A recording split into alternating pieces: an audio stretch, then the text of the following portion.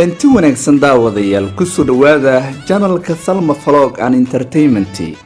haddaad nagu cusub tahay subscribe oo qaybta gaduudan ku dhufo isla markaana furo meesha gambaleelka ah si aad noola socoto oo aan muuqaalada aan soo gelin doono ay kuugu soo hordhacaan insha Allah. ku soo dhawaada warbixin kooban taasoo laga yaabo in badankiin ay la yaab idinkula noqoto sida aan aniguba ula fajacay. hubaal wali isma lahayn dadka Itoobiyaanka ah ayaa Afrika iyo Aasiya dalalka ku yaala wax kaga horeeyay isticmaalka basbaaska baa jira, balse dadka aan arkay waan la cajabay runtii.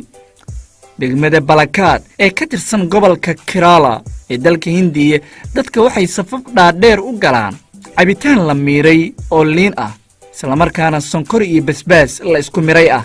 waxaa la yaabay sida loo diyaariyay cabitaankani, kuleelka isbayska ama basbaaska oo aan ognahay, bal qiyaaso adiguba inta biyo lagu dhexrido isagoo aan la tumin oo mirihiisa iyo weliba dheecaankiisa wata qofka bakeeri ama galaas cabitaan la shiiday ah loogu dhexridayo.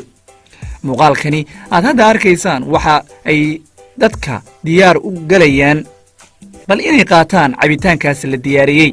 mid ka mid ragga meesha taagan ayaa galaas la booday marka la diyaariyey.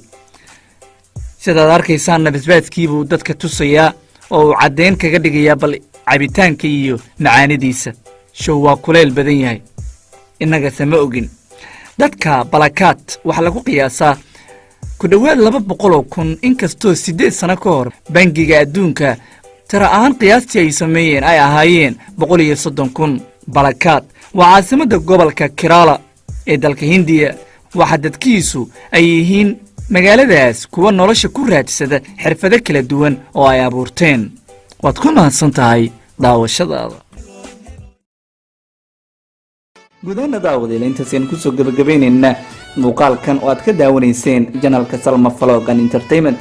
intaan muuqaalkan mid la mid isku arki doono sidaas iyo nabadgelyo.